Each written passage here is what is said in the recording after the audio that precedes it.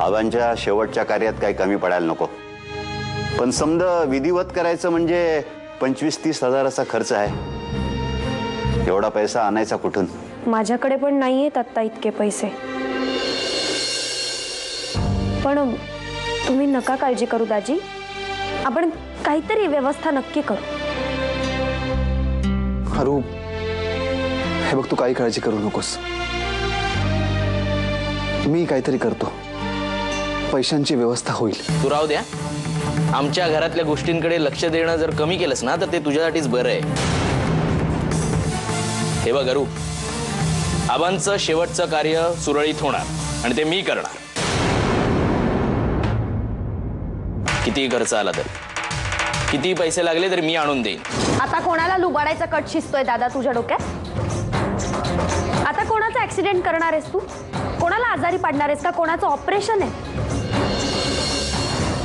दादा, तू आणलेल्या पैशातून मी आबांचं कार्य करणार नाहीये. तर हे आमचे शंतनू शेठ. हा, तेच एसजे चिट फंडाचा सगळ्यात मोठा चोर. पण ह्याला कुणीही काही करणार नाही. याच्या केसाला धक्का लागलेलाही आम्हाला चालणार नाही. हो, कारण हा सरंजामे कुटुंबातल्या सगळ्यात मोठ्या सुनेचा सगळ्यात मोठा भाऊ आहे. त्यामुळे त्याचं आणि आमचं नातं सुद्धा खूप मोठं आहे. हा, आता राहिला प्रश्न तुमच्या पैशाचा. ते पैसे आम्ही परत करू. ते गुरुजींचा फोन होता. आबांच्या कार्यासाठी लागणारे समदे पैसे त्यांना मिळालेत. आता विधिवत समद पार पडेल. हे पैसे दादानीच दिले असणार. मला माहिती होतं दादा असंच काहीतरी करणार, पण मी हे कार्य दादाच्या पैशातून. हे पोरी, अगं जरा ऐकून तर घे. शंतनू बाबाने नाही पैसे दिले. दादानी पैसे नाही दिले, मग कोणी पैसे? नितीननी? नाही, नितीननं पण नाही दिले. ते सरंजामांचा कोण माणूस आला होता त्याने दिले. मोहन.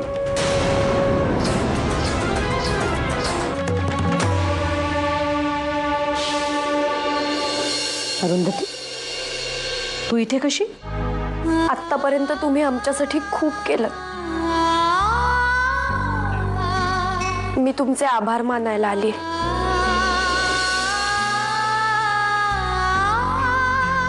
मला माफ करा, पण तुम्ही दिलेल्या पैशातून मी आबांचं दिवस पाणी नाही करू शकणार. अरुंधती, तू जे काही बोलतीयस त्यातले एक अक्षरही आम्हाला कळत नाहीये. तुम्ही गुरुजींकडे पैसे पाठवले होते ना आबांच्या दिवस पाण्यासाठी?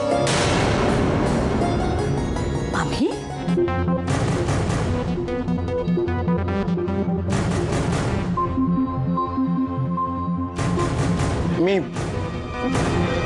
मी सांगितलं मोहनला गुरुजींना पैसे द्यायला.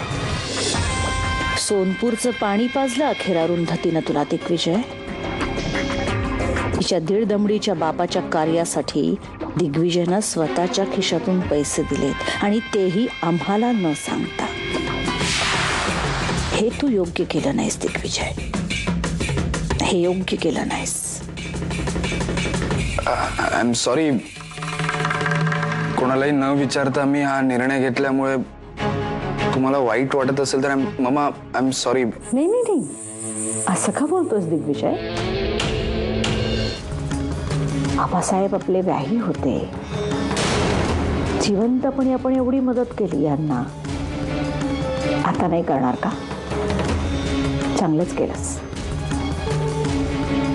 आम्ही तुला सांगायच्या आधीच तू करून मोकळा झालास, याचा अभिमान वाटला आम्हाला. अरू, मी येते.